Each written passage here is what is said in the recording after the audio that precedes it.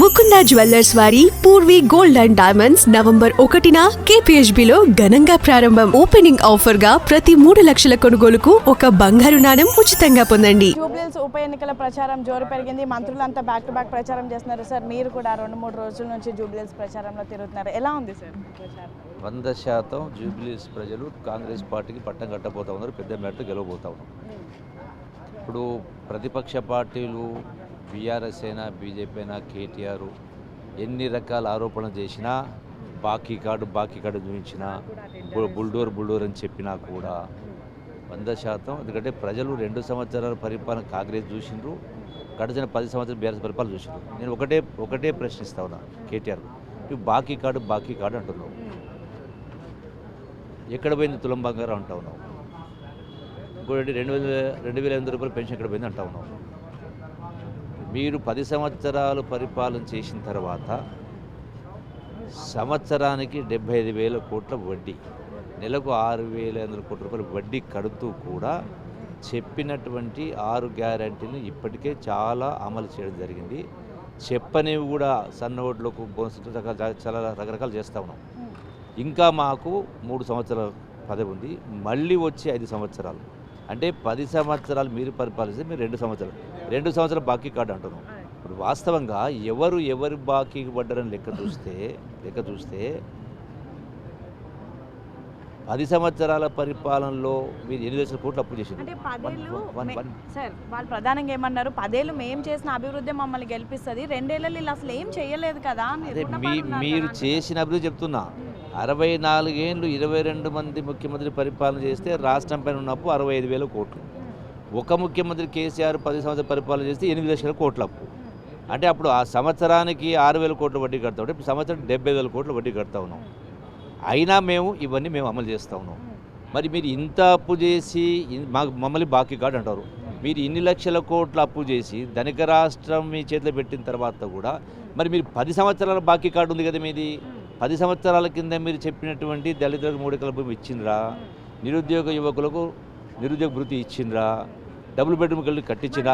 మీరు 10 సంవత్సరాలు మీరు బాకీ పడ్డారు. ఇంకో బాకీ చెప్తా, మీరు మమ్మల్ని తులం బంగారం మాట్లాడుతున్నారు, మాకు ఇంకా టైం ఉంది మేము చేస్తాం.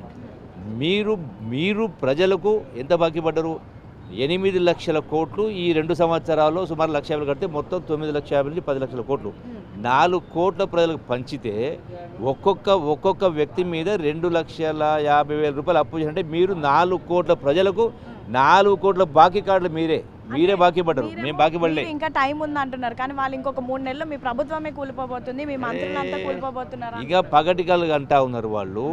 ఇంకోటి బుల్డోజర్ మాట్లాడుతూ ఉన్నారు. ప్రభుత్వ ఆస్తులను, చెరువులను, కుంటలను కబ్జా చేస్తే ప్రభుత్వ ఆస్తుల్ని కాపాడడానికి బుల్డోజర్ కొలాబ్ చేయిస్తే దాన్ని బుల్డోజర్ అంటున్నారు. మీరు 10 ఏళ్ళు రాష్ట్ర ఖజానానే బుల్డోజర్ చేశారు కదా, ఒక బుల్డోజర్ కాదు కదా.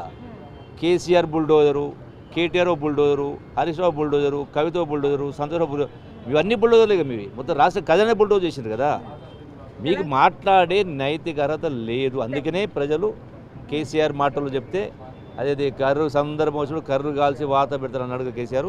అందుకనే వాత పెట్టింది మీకు. తెలంగాణ రాష్ట్రమే కాదు, జూబ్లీహిల్స్ అభివృద్ధి అంటే కూడా బీఆర్ఎస్ పార్టీ, కాంగ్రెస్ అసలు ఏం చేసింది, ఏం మొహం పెట్టుకుని ఈరోజు జూబ్లీహిల్స్లో ఓట్లు అడుగుతున్నారు అంటున్నారు. మీరు 10 సంవత్సరాలు అభివృద్ధి చేస్తే మీ అధికారం ఎందుకు ఊడిపోయింది? మీరు రాష్ట్ర ఖజానాను దోసిండ్రు, ప్రజాస్వామ్యాన్ని పాతరేసిండ్రు, కుటుంబ పరిపాలన చేసిండ్రు, అవినీతి రాజ్యం వేలింది, దుర్మార్గంగా దౌర్జన్యంగా ఎన్నో రకాల సంఘటనలు జరిగినాయి. అందుకని మిమ్మల్ని ప్రజలు పాతరేసినారు. అప్పుడు ఎట్లా మర్చిపోతారు? ఈ రోజు వరకు ప్రతిపక్ష నేతగా ఉన్నటువంటి కేసీఆర్ కనీసం ఉప ఎన్నికల్లో ప్రచారంకి రాలేదు, కేవలం కేటీఆర్ ఒక్కరే ప్రచారం చేస్తున్నారు. కానీ కాంగ్రెస్ పార్టీ మాత్రం ఎంటైర్ క్యాబినెట్ మంత్రులు, ఎమ్మెల్యేలు అంతా కూడా ప్రచారంకి వస్తున్నారు, ఓడిపోతారనే భయంతోనే వస్తున్నారు అంటున్నారు. మేము చేసినటువంటివి ప్రజలకు మేము ఇచ్చినటువంటివి జ్ఞాపకం చేయకపోతున్నాం. మేము కేసీఆర్ ఎందుకు వస్తున్నాడు, ఏం ముఖం పెట్టుకుని వస్తాం? కేసీఆర్ ఇన్ని లక్షల కోట్లు అప్పు చేస్తే ఇంత అవినీతి పరిపాలన చేస్తే ఆయన ముఖం లేదు. మాకెందుకు ముఖం ఉండదు? మేము పూర్తిగా స్పష్టంగా పారదర్శకంగా చేస్తా ఉన్నాం కాబట్టి వాళ్లకు మమ్మల్ని ప్రశ్నించేటువంటి నైతిక హక్కు లేనే లేదు. సార్ చివరిగా మీ అభ్యర్థి పైన కూడా అనేక ఆరోపణలు వస్తున్నాయి, రౌడీ అని కానీ వాళ్ళ ఫ్యామిలీ బ్యాక్గ్రౌండ్ కానీ వాళ్ళు సెంటిమెంట్తో ముందుకు వెళ్తున్నారు. మీ అభ్యర్థి ప్రాపర్గా లేరు కాబట్టి ఈ రోజుకి ఇంకా మీరు పీజీఆర్ పేర్లు చెప్పి ఓట్లు అడుగుతున్నారని కామెంట్ చేస్తున్నారు. మీకు సమాధానం చెప్తా. ఇదే కేసీఆర్, ఇదే బీఆర్ఎస్ పార్టీ మా అభ్యర్థి తల్లికి, తండ్రికి, చెల్లెలకి 3 టికెట్లు ఇచ్చింది కదా బీఆర్ఎస్ పార్టీ అప్పుడు కార్పొరేట్ ఎలక్షన్స్లో. మరి మీ పార్టీ టికెట్లు ఇస్తేనేమో మంచోళ్ళు, కాంగ్రెస్ పార్టీ టికెట్ ఇస్తే చెడ్డోళ్ళ. మరి ఒక బీటెక్ స్టూడెంట్, ఒక బీటెక్ చదివిన స్టూడెంట్ను మీరు ఆ విధంగా మాట్లాడితే, మరి కేటీఆర్ కూడా ఇంజనీర్ చదివిండు కదా, ఆయన ఇంజనీర్ చేసిన, నేను ఇంజనీర్ చేసిన కదా. మరి ఇట్లా మీ మాటలకు అందుకనే మీరు కేవలం రాజకీయంగా మీరు పెట్టినటువంటి సోషల్ మీడియా, కోట్ల రూపాయల డబ్బులు ఖర్చు పెట్టి సోషల్ మీడియా ద్వారా ఉన్నదాన్ని లేనట్టుగా, లేని దాన్ని ఉన్నట్టుగా బట్టగాల్సి మీదేసే కార్యక్రమం చేసి మీరు సంపాదించిన డబ్బులతోటి డబ్బులు పంచి గెలుస్తారనుకుంటారు. మేము చెప్తా ఉన్నాం అందుకే ఓటర్లు కూడా, అడ్డగోలుగా సంపాదించి చెమటూడ్చి కష్టం సంపాదించింది కాదు. ఎవరు ఏమి ఇచ్చినా ఏది ఇచ్చినా తీసుకుంటే, కానీ ఓటును నోటుకు ముడిపెట్టుందని స్పష్టంగా చెప్తాను. వాళ్ళు మళ్ళీ ఒకసారి ఏమంటారు, శృంగభంగం అంటారా కాబోతాం. Sir Jubilee Hills గెలుస్తారనే confident, Jubilee Hills గెలుస్తారనే confident, పెద్ద మేడతో గెలుస్తా ఉన్నాం. Okay, thank you.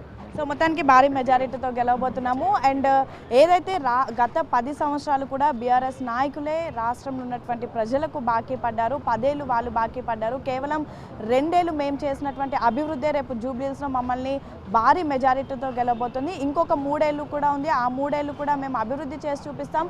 రానున్నటువంటి రోజుల్లో కూడా మరొకసారి కాంగ్రెసే గెలుస్తుంది, అప్పుడు కూడా మరింత అభివృద్ధి చేస్తామని అయితే చాలా కాన్ఫిడెంట్గా భారీ మెజారిటీతో గెలుస్తామని జూపల్లి చెప్తున్నటువంటి పరిస్థితి. వీడియో జర్నలిస్ట్ లక్ష్మీకాంత్తో హేమ, బిగ్ టీవీ, హైదరాబాద్.